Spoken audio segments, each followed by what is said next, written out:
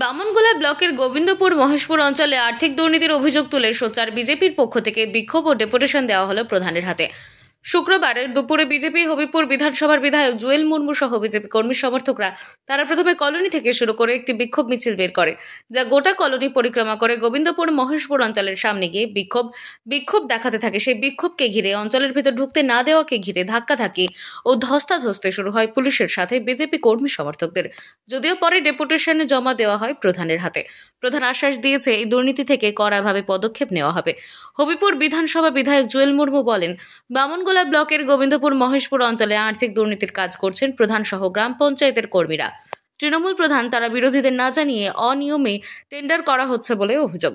দুর্নীতি করা হচ্ছে, বিরোধী দলের সদস্যদের আড়াল করে টেন্ডার করা হচ্ছে।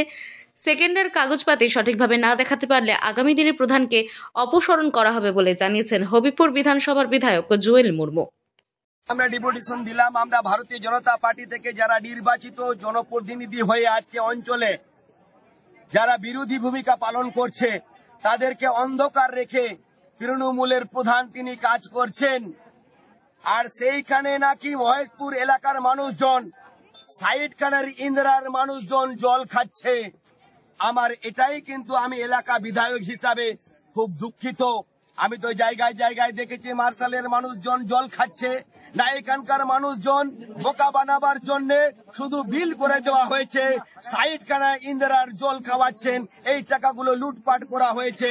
এখানে যে একই বিল করেছেন, এইখানে আবার মার্শালের একই সিস্টেমে বিল করে দেওয়া হয়েছে, কোথাও 80,000, কোথাও 40,000, কোথাও 50,000, এইরকম বিল করে তারা টাকা কিন্তু তুলে নিয়েছে, রিপেয়ারিং করেছে।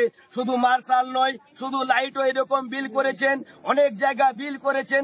তার সাথে সাথে আপনারা দেখেছেন যে এইখানে চেয়ার টেবিলের এক একটা চেয়ার টেবিলের দাম হয়েছে 90,000, 1 লাখ কাছাকাছি সেই জেরক্স মেশিনের দাম হয়েছে। এইরকম করে টাকা তুলানো হয়েছে।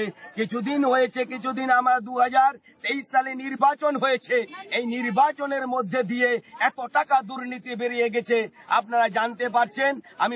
আমরা জানাতে চাই, এলাকা মানুষকে জানাতে চাই, এইখানকার মানুষকে জানাতে চাই, এই এলাকার মানুষকে জানাতে চাই যে এরকম তৃণমূল দ্বারা পরিচালিত অনেক লক্ষ লক্ষ টাকা দুর্নীতি করেছে আপনার আমার ট্যাক্সের টাকা, একে ছাড় দেওয়া যাবে না।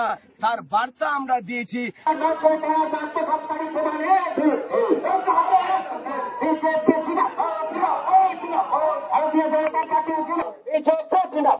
মালদা থেকে দেবাশিস পালের রিপোর্ট, আনন্দ বার্তা।